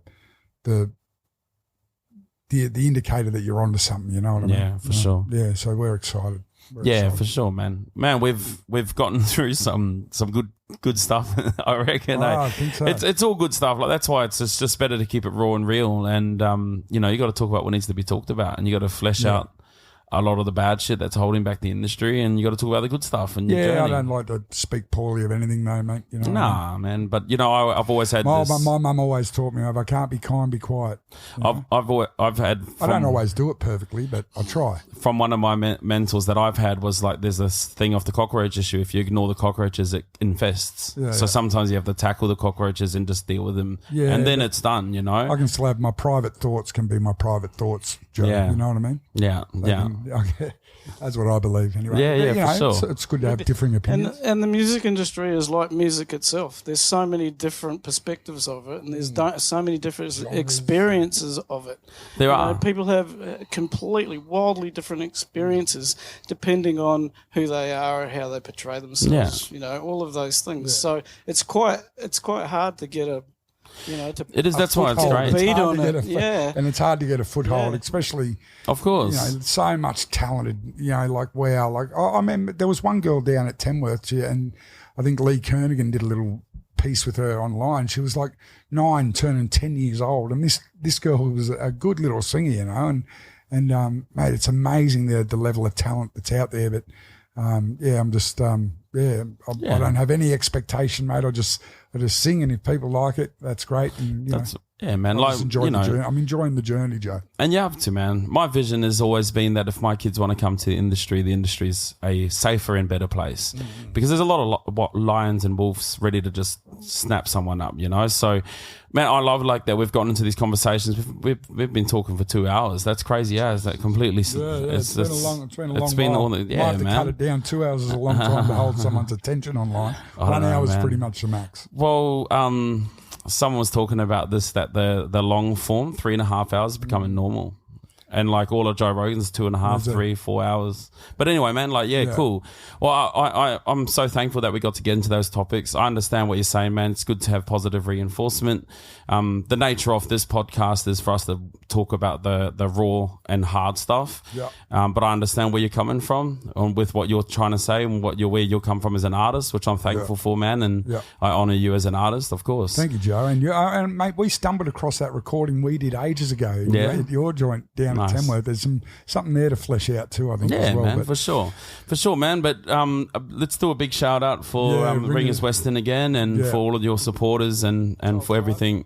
Yeah, I want to thank Cole Clark Guitars, Ringers Western, Denny and the crew out there, been a tremendous supporter of ours. And if anyone wants to purchase any Ringers Western gear, that's something that's available 24/7, 365. Is when you go to ringerswestern.com, put in the code DON20 at the checkout, and you'll save yourself 20% off the retail. And that'll be down in the description as well. If anyone's, we'll just put the DON20 down the bottom. Yeah.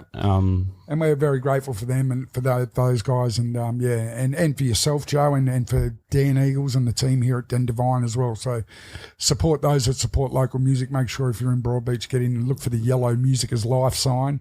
It's like a little old speakeasy in here. I love the vibe. It's such a vibe when the place is packed and they're pushed right up the front. We've got the band on this stage. It's such an amazing place to play. So, And to wrap very it up, man, grateful. we'll just do some quick 5-second shots at you. So just to relax up the load. First things first, favourite place to write? At home. At home? Yeah. Yeah, anywhere at home or just wherever it I is? mostly do it in my bedroom, like your laying bedroom? down. I'll just Yeah. get an idea, and they normally come at like 3:30, 4 a.m. in the morning. Yeah, yeah. And what's your bucket list gig? Don't really have one. You haven't got one? CMA Nashville, I'll say that. Yeah, sorry. Someone just walked through the door, by the way. Let's say I'm going to throw it out there. Why not?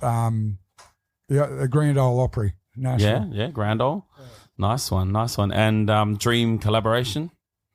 Could be producer or artist. I think I'm in it. You're in it? I'm in it now with Bill and I'd love to do a collab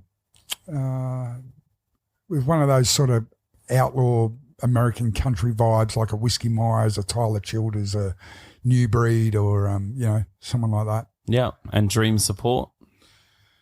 For you to support. I'd love for me to play support. Yeah. Oh, mate, I'd love to share the stage with any of those guys, like a Luke Combs, the guys I've mentioned. Just to be, not so much to support, just to be in their presence and just see what that X factor is that they've got. And see if I can't gain a little bit of it through osmosis or just rubbing shoulders with them. Yeah. And dead celebrities dinner.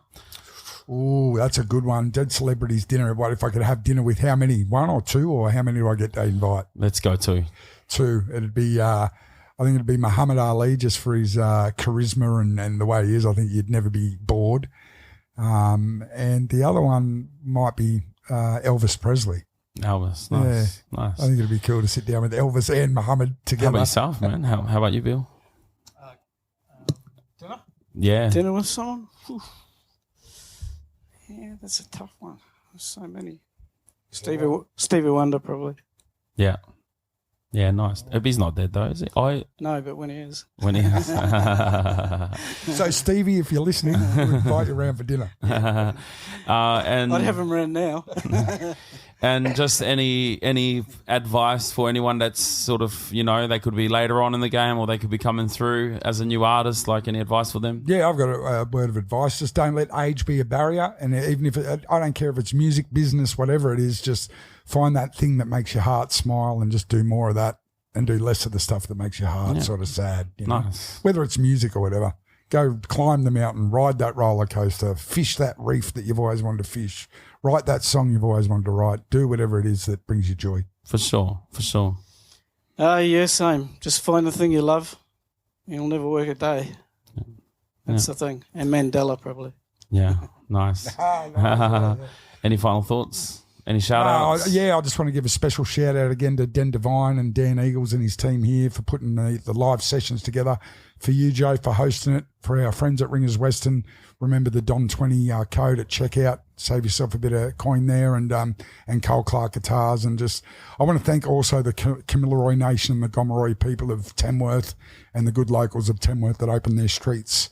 Once, to the greatest festival I've been a part of, and I just want to thank those people and the Fitzgerald family of Tamworth, Tiana and Scotty and Alana for their hospitality. Really. And thanks, very grateful. Nice one. Once again, we dive into the topics here at Den Devine Sessions. We get real, we get raw, and we bring all this experience from people just starting off in the industry, from people in 30 years in the industry, and from people halfway in between. And we are here to try and make the industry an awesome, beautiful, thriving industry for upcomers and for people right up there. So thank you everyone for tuning in. You've been listening to Don Rogers. Are we going to play our song? Yeah, we are going to play our song. Nice. So we're going to get to the song and reset the stage and all that sort of stuff. Don Rogers, let's give all of your handles so everything's... Yeah, everything. I encourage all our viewers and listeners to just follow Don Rogers Music. That's ROG, no D. So Don Rogers Music on Instagram and Facebook, and settle up because we're excited for how things might pan out in the coming months, and we'd love you all to settle up and be part of the journey with us. Yep, Don Rogers, it's been an absolute pleasure. Thanks, pleasure, my man. Thanks, Joe. Love Cheers, you, man. Thanks, man. Nice, bro. Good.